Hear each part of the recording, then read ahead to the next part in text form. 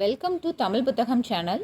இன்றைக்கி நம்ம பார்க்க போகிறது நவம்பர் மந்தில் நான் என்னென்ன புக்ஸ் படித்தேங்கிறத உங்கள் கூட நான் ஷேர் பண்ணிக்கிறேன். முதல்ல பார்த்தீங்கன்னா பாத்துமாவின் நாடு, வைக்கம் முகமது பஷீர் சார் எழுதுனது. இது காலச்சோடு பதிப்பகம் தான் அதை பதிப்பிச்சிருக்காங்க. இந்த புத்தகத்தோட விலை பார்த்திங்கன்னா 150 ரூபாய். இது தமிழில் மொழிபெயர்த்தது குலைச்சல் யூசுப் ஐயா தான் மொழிபெயர்த்திருக்காங்க. இந்த புத்தகத்தோட பக்கங்கள் பார்த்திங்கன்னா 111 பக்கங்களே உடைய ஒரு புத்தகம்.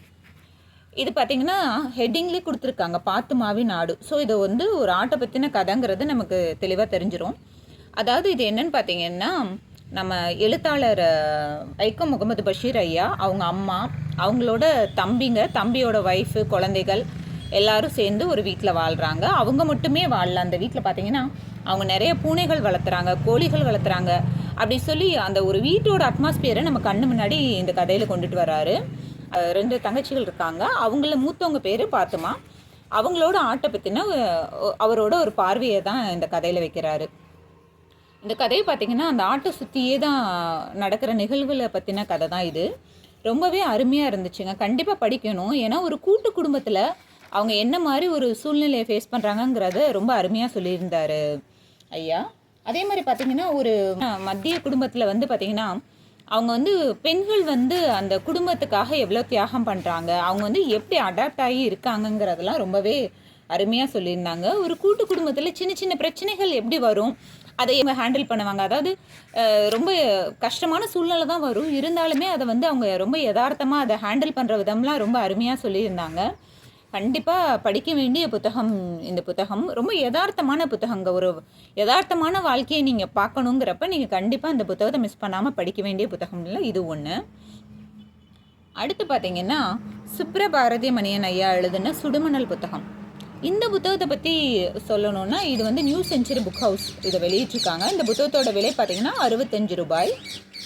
இந்த புத்தகத்தோட பக்கங்கள் பார்த்தீங்கன்னா 110 பக்கங்களை உடைய ஒரு புத்தகம் தாங்க. இந்த புத்தகத்தோட கதை பார்த்திங்கன்னா இது ரொம்பவே யதார்த்தமான ஒரு கதை தான். அதாவது நம்ம இப்போ ரீசெண்டாக ஃபேஸ் பண்ண ஒரு நிகழ்வை பற்றின கதை தான். இப்போ நமக்கும் கர்நாடகாவுக்கும் பார்த்திங்கன்னா அந்த காவேரி தண்ணி பிரச்சனை வந்தப்போ அங்கே இருந்த நம்ம மக்கள் என்ன ஒரு சூழ்நிலை ஃபேஸ் பண்ணியிருப்பாங்க அப்படிங்கிறத அப்படி தத்ரூபமாக நம்ம கண்ணு முன்னாடி கொண்டுட்டு வந்த கதைங்க. கண்டிப்பாக நீங்கள் மிஸ் பண்ணாமல் படிக்கணும். ஏன்னா நம்ம தமிழ்நாட்டில் இருந்துட்டு நம்ம அதை சொல்கிறது பெரிய விஷயம் இல்லை. கர்நாடகாவில் வாழ்கிறவங்க அந்த சூழ்நிலையை எப்படி அதை ஹேண்டில் பண்ணியிருப்பாங்கங்கிறதெல்லாம் அவங்க மன உணர்வுகளெல்லாம் அவ்வளோ அருமையாக சொல்லியிருப்பார். யோசிச்சு பாருங்களேன், நம்ம பிறந்தது தமிழ்நாட்டிலே தான் இருக்கும். ஆனால் ஒரு சூழ்நிலை காரணமாக ரொம்ப வருஷத்துக்கு முன்னாடி நம்ம அங்கே போய் செட்டில் ஆகிருப்போம் வேறு மாநிலத்தில். ஆனால் அங்கே ஒரு பிரச்சனைன்னு வர்றப்ப நீ இந்த ஊர் மக்கள் இல்லை, இவங்க சொந்த ஊருக்கு போகணும், அவங்க விரட்டி அடிக்கப்படுறப்ப அவங்களோட சூழ்நிலை என்ன? அவங்களுக்கு தமிழ்நாட்டில் எதுவுமே இல்லை, அவங்க வெளி மாநிலத்தில் செட்டில் ஆகிருக்காங்க. அப்போ அவங்க இங்கே வந்தால் அவங்கள நம்ம என்னன்னு சொல்லுவோம்? அகதின்னு சொல்லுவோம். இது எவ்வளோ பெரிய கொடுமையான வார்த்தை. யோசிச்சு பாருங்கள். நமக்கு ஏதாவது நிலம் போலன்னு இருந்தால் பிரச்சனை இல்லை, நம்மளும் இந்த ஊருக்காரங்கன்னு சொல்லிக்க முடியும். நமக்கு எதுவுமே இங்கே இல்லைங்கிறப்ப கவர்மெண்ட்டை நம்மளை எப்படி கூப்பிடுவாங்க? இதெல்லாம் ரொம்பவே கஷ்டமான ஒரு விஷயங்க. கண்டிப்பாக இந்த புக்கை நீங்கள் படிக்கணும்னு நான் சொல்லுவேன். மஸ்ட் ரீடில் இந்த புக்கும் வச்சுக்கோங்க. கண்டிப்பாக இந்த புக்கை ஒரு தடவையாவது படித்து பார்த்துட்டு உங்களுக்கு எப்படி பிடிச்சிருந்துச்சுங்கிறத சொல்லுங்கள். ஆனால் ரொம்பவே கஷ்டமான புக்குங்க. அதாவது நம்மளோட எனக்கு இவ்வளோ அதாவது கஷ்டமாக இருக்கும்னு நானும் ஃபீல் பண்ணியிருக்கேன் அந்த கர்நாடகா இஷ்யூ அப்போல்லாம். ஆனால் அவங்களோட உணர்வுகளை இவ்வளோ நமக்கு வெளிச்சமாக சொன்ன ஒரு புத்தகம் இது. ஸோ கண்டிப்பாக இதை மிஸ் பண்ணாமல் படிங்க. அடுத்து பார்த்தீங்கன்னா வாடிவாசல் புத்தகம் சீசு செல்லப்பா ஐயா எழுதுனது. இது பார்த்தீங்கன்னா காலச்சூடு பதிப்பகம் தான் இதை பதிப்பிச்சிருக்காங்க. இந்த புத்தகத்தோட விலை 90 ரூபாய். புத்தகத்தோட பக்கங்கள் பார்த்தீங்கன்னா ஒரு 97 பக்கங்களை கொண்ட ஒரு புத்தகம். நானுமே இது வெற்றிமாறன் ஐயா இது படமாக எடுக்கிறேன்னு சொன்னப்போ எனக்கு ரொம்பவே ஆச்சரியமாக தான் இருந்துச்சு. ஏன்னா இது சின்ன நாவல்னு எனக்கு தெரியும். இது எப்படி ஒரு படமாக எடுக்கிற அளவுக்கு இவங்க கொண்டுட்டு போவாங்கங்கிற மாதிரி எனக்கு தோணுச்சு. ஆனால் கண்டிப்பாக அதை படமாக எடுக்கலாங்க. இது ஏன்னா அவ்வளோ சூப்பரான ஒரு கதை தீமு. இதில் பார்த்தீங்கன்னா இதில் ஸ்டார்டிங்கே எப்படி வரும்னா, வாடிவாசல்னாலே உங்களுக்கு தெரிஞ்சிருக்கும். இது ஒரு தை மாதம், அதாவது அன்றைக்கி ஒரு ஜல்லிக்கட்டு நடக்க போகிற ஒரு வாடிவாசல் அவங்க காமிக்கிறாங்க. அந்த களத்தில் பார்த்திங்கன்னா பலவிதமான காளைகள் இறங்குது. ஒவ்வொன்றும் ஒவ்வொரு விதமாக இருக்குது. அந்த இடத்துல பார்த்தீங்கன்னா அவ்வளோ கூட்டத்தில் வந்து ஒரு 2 இளைஞர்கள் வராங்க. என்ன நம்ம எதிர்பார்த்த அளவுக்கெல்லாம் இங்கே வாடிவாசல் ஒன்றும் பிரம்மாண்டமாக இல்லையே அப்படின்னு அவங்களுக்குள்ளே பேசிக்கிறாங்க.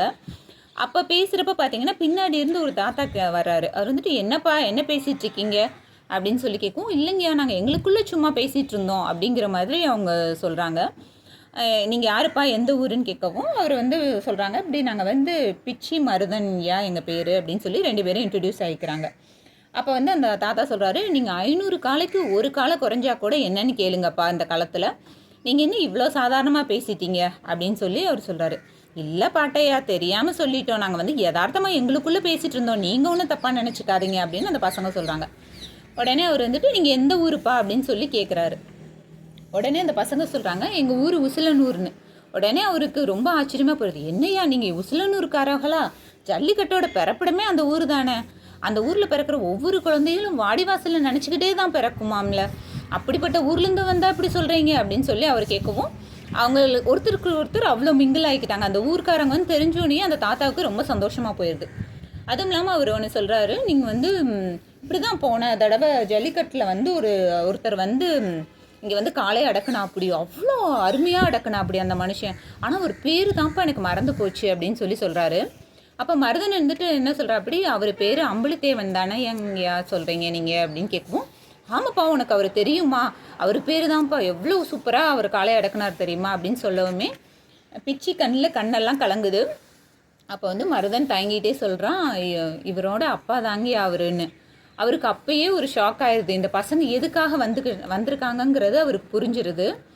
கரெக்டாக அவங்க பேசிட்டு அவருக்கு அப்பயே அவர் சொல்கிறாரு, ஒவ்வொரு காளையோட தன்மையும் அது எப்படி அடித்தா எப்படி அதை வீழ்த்தலாங்கிற முறையுமே அவர் சொல்லி கொடுக்குறாரு ஒரு ஆசானாக இருந்து.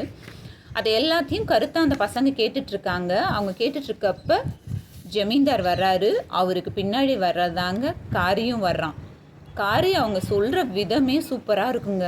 ஒரு எக்ஸாம்பிள் சொல்கிறேன். காரி வந்து மூச்சு விட்றப்ப அந்த கீழே குனிஞ்சு மூச்சு விட்டா அந்த மூச்சு காற்றுப்பட்டே கீழே மண்ணில் குழி விழுந்துருங்களாம். அப்போ அந்த காரி எப்படி இருந்திருக்குன்னு பாருங்களேன். அவ்வளோ அருமையாக எக்ஸ்பிளனேஷன் இருக்குங்க. நீங்கள் இந்த கதையை கண்டிப்பாக படிங்க.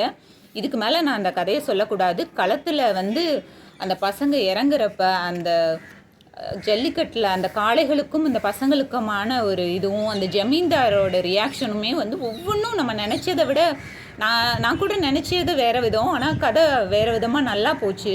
நீங்கள் கண்டிப்பாக படிக்க வேண்டிய புக்கில் இது ஒன்று சொல்லுவேன். முடிஞ்சால் நீங்கள் வந்து படம் பார்க்குறதுக்கு முன்னாடியே இந்த புத்தகத்தை படிச்சிருங்க.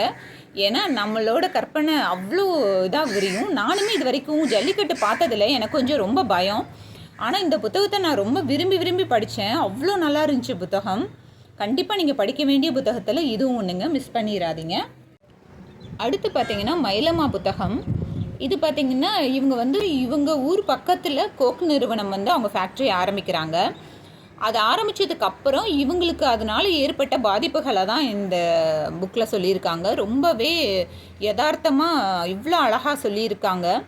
நீங்கள் பார்த்தீங்கன்னா அவங்க வந்து ஒரு சாதாரணமாக அவங்க வாழ்க்கையை தொடர்ந்து நடத்திட்டுருக்கப்ப ஒரு பெரிய பிரம்மாண்டமான ஒரு நிறுவனம் வருது. அதனால அவங்களுக்கு ஏற்படுற பாதிப்புகளையும், அதுக்காக இவங்க வந்து ஒரு சாமானிய மக்களாக இருந்தாலும் அதுக்காக இவங்க எவ்வளோ ஸ்டபர்னாக அந்த போராட்டத்தை நடத்துனாங்கங்கிறதையும் ரொம்பவே அருமையாக சொல்லியிருக்காங்க. அதே மாதிரி ஒரு ஆதிவாசி மக்கள் வந்து எவ்வளோ சீக்கிரமே கல்யாணம் பண்ணி அந்த பெண்கள் வந்து எவ்வளோ ஒரு கஷ்டத்துக்கு ஆளாக்கப்படுறாங்க, ஆனாலும் அவங்க எப்படி கிவ் அப் பண்ணாமல் அந்த வாழ்க்கையை நடத்துகிறாங்கங்கிறதையுமே ரொம்பவே யதார்த்தமாக சொல்லியிருந்தாங்க.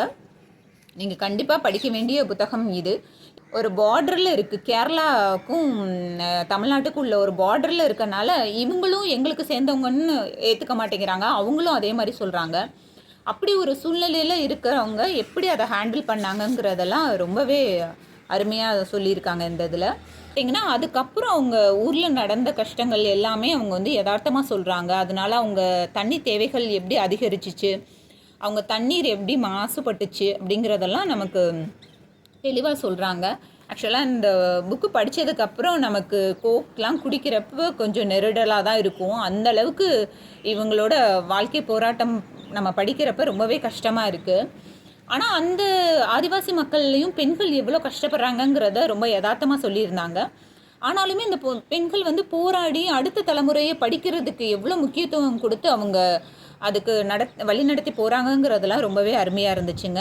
ஒரு சாமானிய மக்களும் ஒரு பெரிய சாம்ராஜ்யத்தை எதிர்த்து ஒரு போராட்டம்ங்கிறது சின்ன விஷயமே இல்லை. இருந்தாலும் அதை இவங்க எப்படி செஞ்சாங்கங்கிறதே நம்மளை ஆச்சரியப்பட வைக்குது. அது நீங்கள் வந்து கண்டிப்பாக படிக்க வேண்டிய புத்தகம்னு நான் அதை சொல்லுவேன். இது எதிர் வெளியீடு பப்ளிகேஷன் தான் இதை வெளியிட்டிருக்காங்க. இந்த புத்தகத்தோட விலை பார்த்திங்கன்னா 80 ரூபாய்.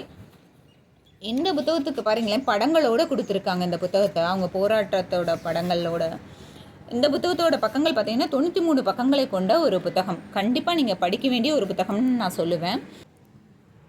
அடுத்து பார்த்திங்கன்னா சிவசங்கர் மேம் எழுதின இனி தொடராத புத்தகம். இது ஒரு நாவல் தாங்க.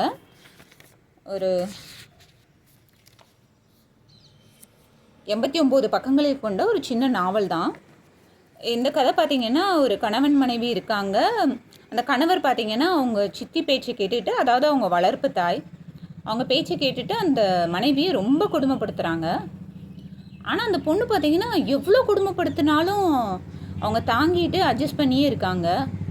இந்த கதையை என்னால் ஏற்றுக்கவே முடியல. இருந்தாலும் சிவசங்கர் மேமோட மித்த கதைகள் நல்லா இருக்குங்கிற நம்பிக்கையில் தான் இந்த புத்தகம் வாங்கினேன். ஆனால் இந்த கதை எனக்கு சுத்தமாகவே ஏற்றுக்க முடியாத மாதிரியே இருந்துச்சு. ஆனால் வந்து இதில் வேணுமா ஒன்று என்ன தெரிஞ்சுக்கலான்னா, எப்படி ஒரு பொண்ணு இவ்வளோலாம் பொறுமையாக இருக்க வேண்டியதில்லைன்னு எனக்கு தோணுச்சு. அதே மாதிரி ஒரு பெண்ணை இவ்வளோ கொடுமைப்படுத்த வேண்டியதில்லைன்னு ஒரு கணவர் தெரிஞ்சுக்கலாம் அந்த புத்தகத்து மூலிமா. ஆனால் இவங்க கொழுந்தனார் இதில் வந்து ரொம்பவே நல்லவராக இருக்கார். அவருக்கு இது தப்புன்னு தெரியுது. அந்தளவுக்கு அட்லீஸ்ட் அவர் ஒருத்தராவது கொஞ்சம் மனிதாபிமானத்தோடு நடந்துக்கிறாருங்கிற மாதிரி இருந்துச்சு இந்த கதை. வேணுங்கிறவங்க படித்து பாருங்கள். இந்த புத்தகங்கள்லாம் நான் நவம்பர் மாதம் படித்த புத்தகங்கள். எனக்கு பர்சனலாக ரொம்ப பிடிச்சிருந்துச்சி. நீங்களும் இந்த புக்கு படிச்சுட்டு உங்களுக்கு எப்படி பிடிச்சிருந்துச்சுங்கிறத எனக்கு கமெண்ட்டில் சொல்லுங்கள். தொடர்ந்து இந்த மாதிரி புத்தகங்களை பற்றின வீடியோ வேணும்னா நம்ம சேனலை லைக் பண்ணுங்கள், ஷேர் பண்ணுங்கள், சப்ஸ்கிரைப் பண்ணுங்கள்.